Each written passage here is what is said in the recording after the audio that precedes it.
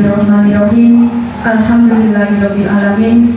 Wassalatu wassalamu ala asyrofil anbiya'i wal mursalin sayyidina wa maulana Muhammadin wa ala alihi wa sahbihi ajma'in. Amma ba'du.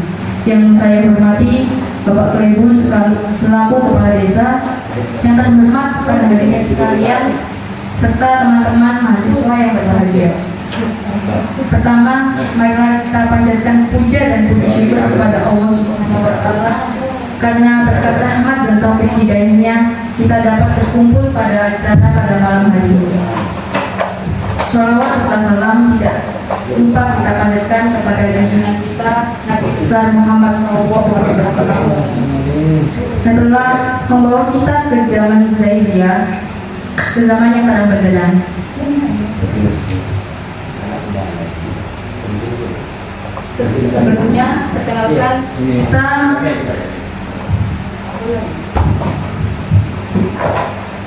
Sebelumnya perkenalkan kita mahasiswa Ilmu Kelautan angkatan 2022 Universitas Trunojoyo Madura.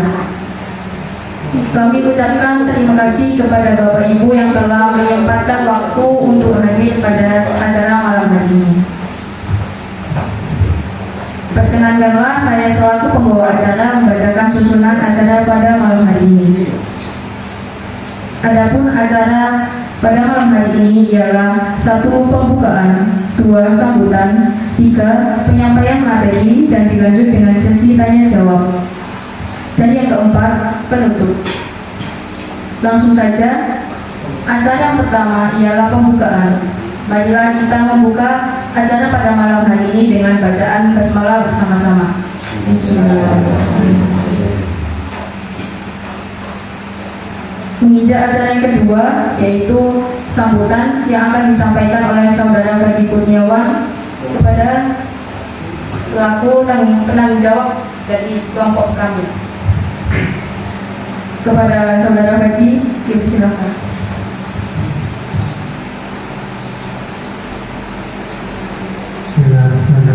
Assalamualaikum warahmatullahi wabarakatuh. Alhamdulillahirrahmanirrahim. Salatu wassalamu ala sayyidina Muhammadin wa ala alihi wa sahbihi ajma'in. Pertama-tama marilah kita panjatkan puja dan puji syukur kehadirat Allah Subhanahu wa Ta'ala yang telah memberikan taufik, rahmat serta hidayahnya sehingga pada sore hari ini kita dapat berkumpul di kediaman Bapak Kepala Desa Sembilanan Socah dalam keadaan sehat walafiat. Salawat dan serta salam tetap kita curahkan kepada junjungan Nabi besar Nabi Muhammad SAW. Telah nanti di akhir zaman kita mendatangkan syafaatnya. Pertama-tama saya ucapkan terima kasih kepada Bapak Kepala Desa Sembilanan Socah yang telah menyatakan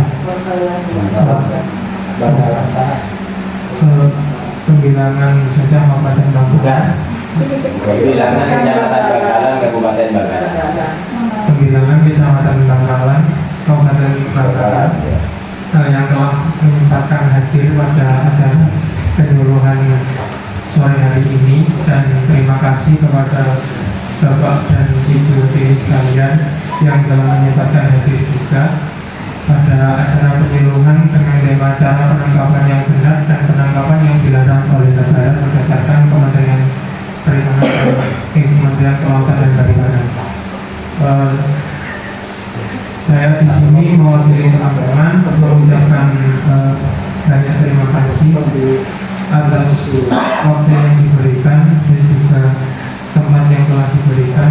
Semoga acara pada sore hari ini dapat bermanfaat nanti, dan bila ada salah kata dari saya dan juga teman-teman, saya sebagai penanggung jawab mohon maaf yang sebesar-besarnya bila ada perkataan atau perilaku dari kami yang kurang berkenan di hati Bapak Ibu sekalian. Mungkin untuk mempersingkat waktu, langsung saja kita ke acara intinya. Kurang lebihnya seperti itu sambutan dari saya. Mohon maaf yang sebesar-besarnya telah merepotkan dan juga telah meminta waktu Bapak dan Ibu sekalian. Sekian dan terima kasih. Assalamualaikum warahmatullahi wabarakatuh. Saya kembalikan kepada MC. Terima kasih disampaikan. Melangkah ke acara selanjutnya, yaitu penyampaian materi ini yang akan disampaikan oleh Saudara Akbar Maulana Rashidi. Kepada Saudara Akbar dipersilakan. Baik, Assalamualaikum warahmatullahi wabarakatuh. Sebelumnya saya ucapkan terima kasih kepada Bapak Ibu hadirin yang hadir pada acara kami malam hari ini. Pada presentasi kali ini saya akan menjelaskan tentang cara penangkapan yang benar dan penangkapan yang tidak. Ya mungkin Bapak dari Ibu di sini sekalian sudah intinya mungkin ada yang paham dari kita lah. Jadi penjelasan kami ini bertujuan untuk memenuhi tugas kami dalam rangka ujian akhir semester itu. Baik, langsung saja ke materi. Yang pertama ada pengertian dari penangkapan ikan. Penangkapan ikan itu adalah aktivitas menangkap ikan. Istilahnya menangkap ikan tidak berarti bahwa yang ditangkap adalah ikan ya. Namun istilah ini juga mencakup molluska, cephalopoda, crustacea, echinoderm dan hewan laut yang ditangkap tidak selalu hewan laut yang hidup di dalam liar, tapi juga ikan budidaya, ikan-ikan yang dibudidayakan.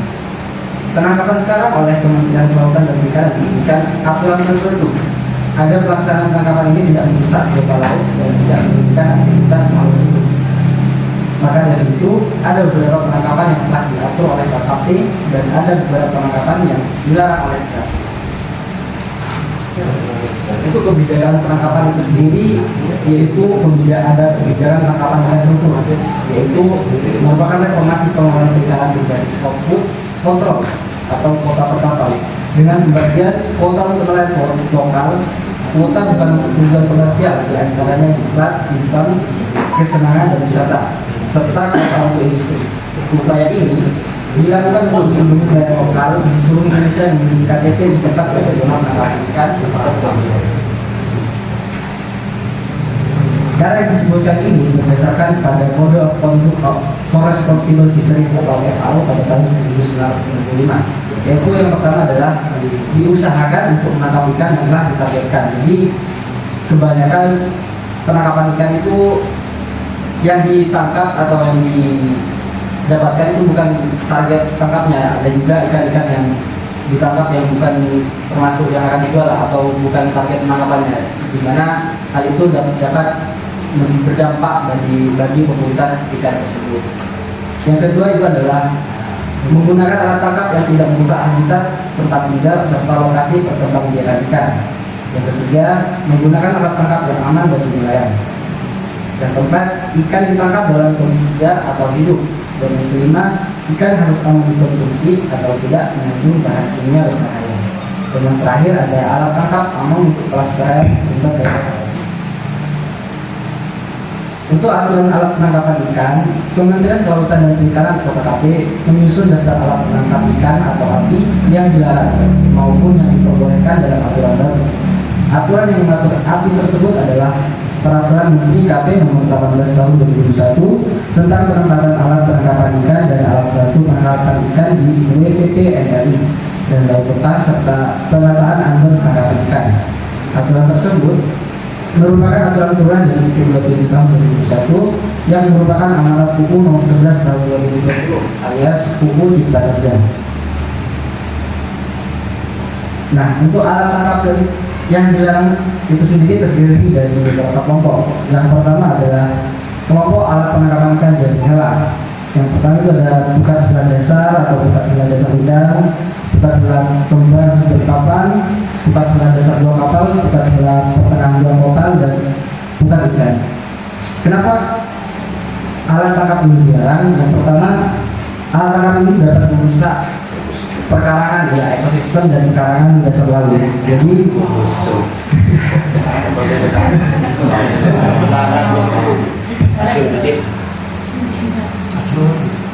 alat penangkapan ini ya dapat merusak ekosistem yang berdampak bagi ikan-ikan untuk keberlanjutan ke depannya. Yang kedua ada kelompok penangkapan ikan yang ditarik, yaitu dogong, PVC, dan cantrang dan lampara dasar.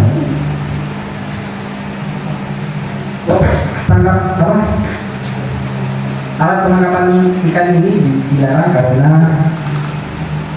biasanya kalau ada tindakan seperti ini itu semuanya dikena tangkap gitu. Jadi ikan-ikan kecil bahkan itu bisa kita tangkap juga. Dan yang terakhir itu untuk yang masalah dasar itu juga dapat merusak habitat ikan tersebut. Yang ketiga ada kelompok alat perikanan tangkap perangkap, yaitu perangkap ikan kelautan.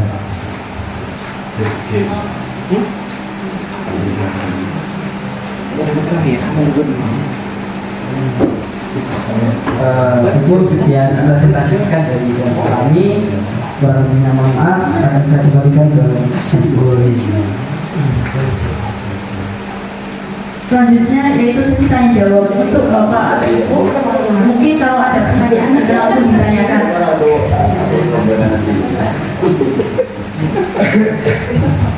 Ayo apa ditanya itu kan bagian sini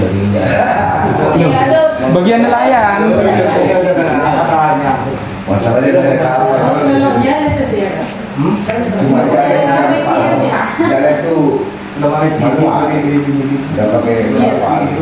Enggak, yang tertarik tadi saya satu itu menangkap ikan yang mana ikan tersebut aman untuk dikonsumsi ya. Nah, itu cara mengetahui ikan itu layak dikonsumsi bagaimana? Yang mengandung bahan kimia bagaimana, terus yang layak dikonsumsi bagaimana? Kita orang desa kan nggak tahu itu layak dikonsumsi atau tidak, mengandung kimia atau tidak. Oke, baik.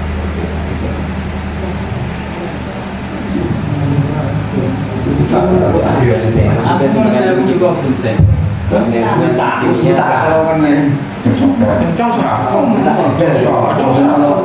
keamanan. Bukan kan melok tahun dia kepastian. Namun tahu. Belum bisa tahu.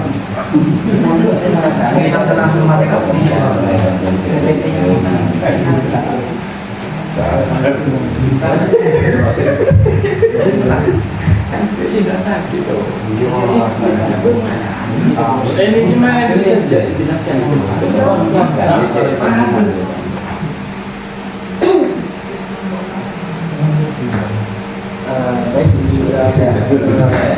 Misalnya Langkah saya jelaskan.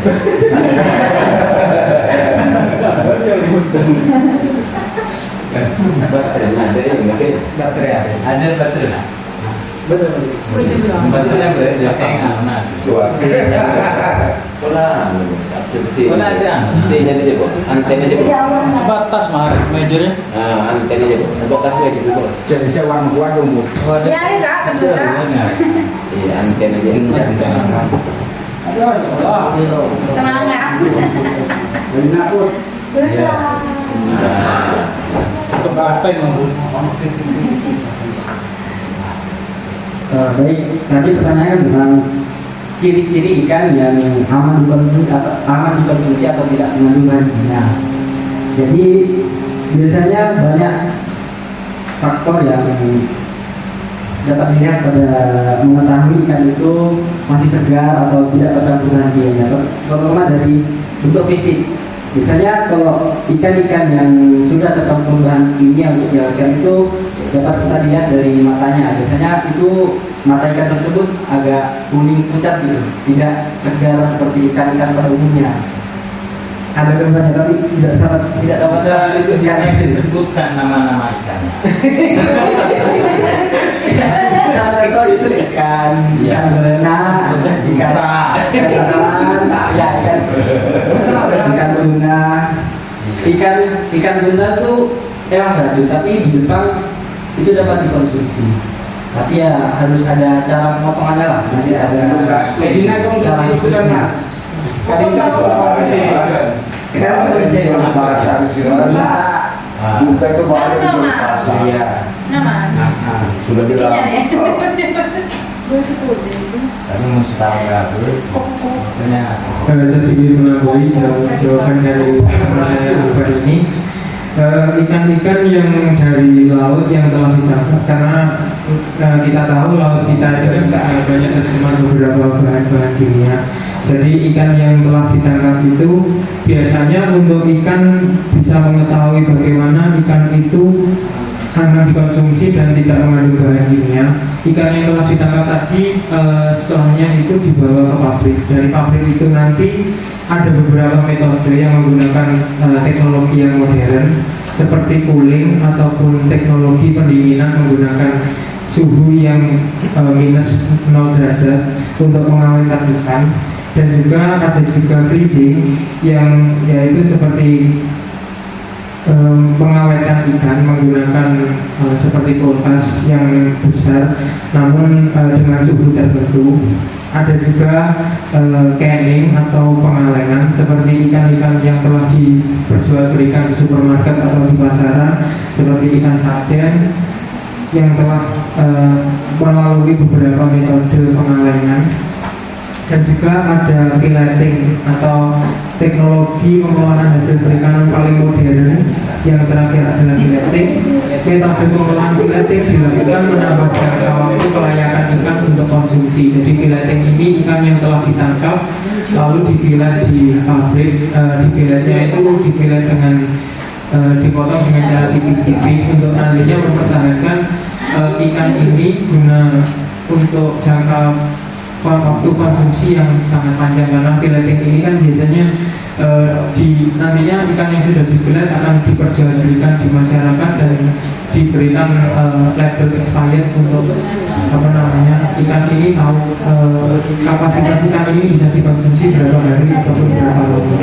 Seperti itu. Udah maksudnya di sini kan desa ya, daerah pedesaan. Jadi nelayan itu habis tangkap ikan dijual ke pasar, nggak mungkin dibawa ke pabrik, nggak mungkin diawetkan. Sedangkan di sini sudah dekat dengan Gresik, yang mana banyak bahan kimia oleh pabrik-pabrik perusahaan itu yang dibuang ke laut. Nah, untuk mengetahui bahwa ikan itu tidak terkontaminasi bahan kimia itu di mana? Karena di sini habis nangkap ikan dijual ke pasar, dibeli langsung dimasak. Nomor dua, mungkin itu kalau sudah untuk menjadi yang kedua, mewakili teman-teman nelayan bagaimana caranya mendapat bantuan jala dengan jaring gratis.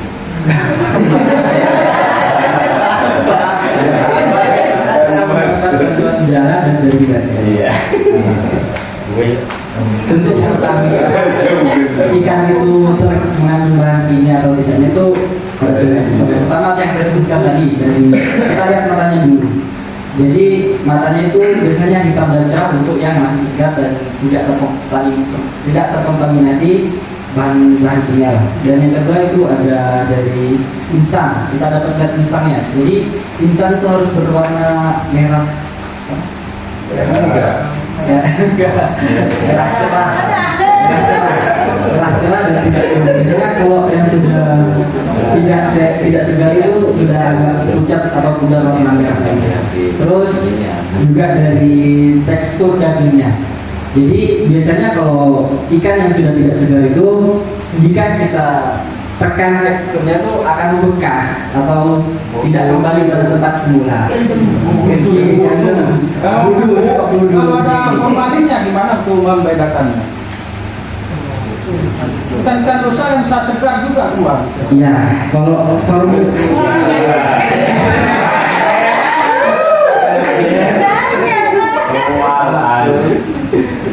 untuk mengetahui ada formulir kembali dapat dilihat dari warna mata. Setahu saya dari yang kami dapatkan selama semester 1 itu, jika ikan yang tercemari atau tercemar entah itu formalin atau bahan-bahan kimia lainnya itu biasanya warna mata mereka berubah, jadi tidak hitam cerah gitu meskipun masih segar, meskipun tadi tekstur dagingnya ataupun insangnya masih merah, tapi kalau matanya mereka itu sudah pucat kuning-kuningan, tidak hitam cerah, itu biasanya mengandung formalin atau bahan kimia begitu. Kalau mengandung formalin gitu. Iya, silakan Pak. Tadi tentang aturan Kementerian Kelautan dan Perikanan, sejauh mana aturan itu menyentuh hukumnya? Artinya, contohnya ada toko yang menjual, apakah aturan itu juga menyentuh? Artinya ketika ada toko penjual jari, apakah itu masuk dalam kategori pelanggaran hukum? Termasuk ada toko yang menjual jaring-jaring yang ada di contohnya dilarang, apakah juga menyentuh itu? Apa cuma hanya nelayan aja? Ketika nelayan menggunakan ukat itu dilarang, tapi penjualnya tidak dilarang, atau pabrik yang membuat itu tidak dilarang. Itu kan apa ya? Terjadi ketimpangan pada dasarnya aturan itu. Mungkin bisa dijelaskan sejauh mana aturan itu menyentuh. Untuk biasanya sih ya Pak, setahu saja ya, kan saya masih sebut satu juga. Biasanya itu bikin sendiri, bikin sendiri punya yang lain. Kalaupun ada beli itu pasti barang itu barang ilegal ya. Barang Itu ilegal. ada artinya dalam aturannya itu jelas diatur bahwa yang menjual dan yang lain itu tetap tidak diperbolehkan. Iya, tidak diperbolehkan.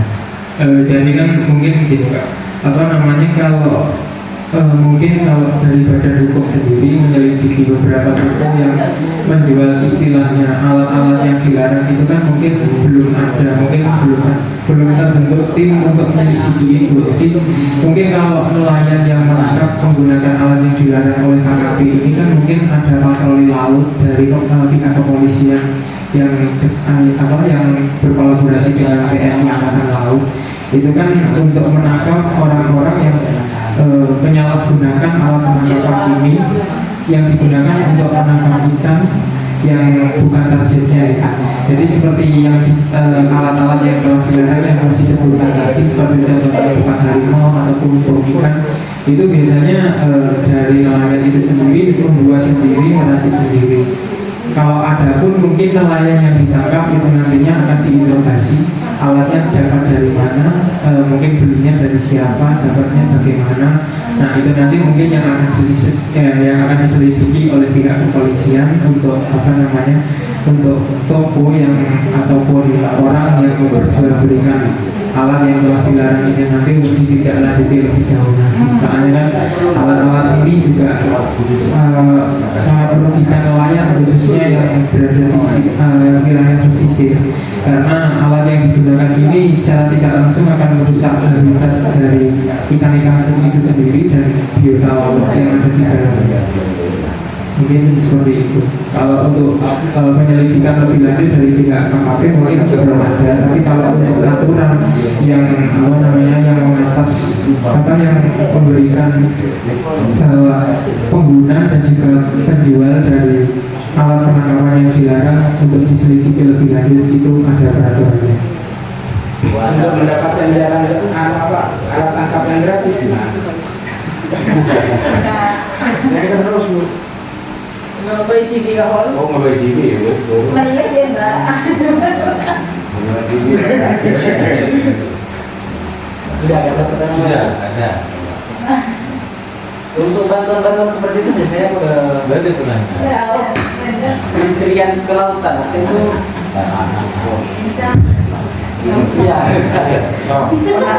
bahkan bukan alat tangkapnya, berupa kapalnya bahkan bantuan. Saya lupa di daerah saya, tapi di daerah Salam. Mana itu ya? Iya.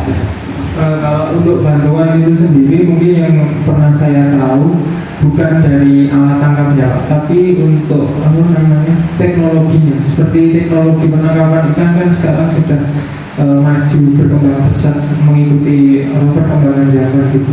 Seperti contohnya yang bernama teknologi yang bernama fish finder itu kan untuk menemukan titik lokasi ikan terkumpul. Nah, betul, seperti soal itu juga. Itu kan mungkin tidak terlalu tidak terlalu membantu banyak dari nelayan, tapi efeknya dari nelayan itu sendiri akan sangat menguntungkan karena teknologi yang seperti itu yang dibutuhkan nelayan agar hasil tangkapannya dapat meningkat pesat dari hasil tangkapan yang sebelumnya. Jadi beberapa kalau bantuan dari jaring ataupun jala ataupun apa yang lain itu mungkin tidak terlalu disuplai oleh pemerintah kemudian ya, tapi yang disuplai oleh pemerintah kemudian sekarang adalah teknologinya, di mana untuk memudahkan nelayan juga, untuk meningkatkan ekonomi dari nelayan itu juga, dan juga agar nelayan ini dapat menggunakan teknologinya itu dengan baik juga.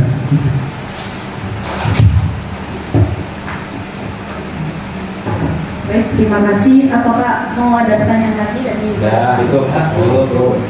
Terima kasih. Hadirin yang berbahagia, acara selanjutnya adalah penutup.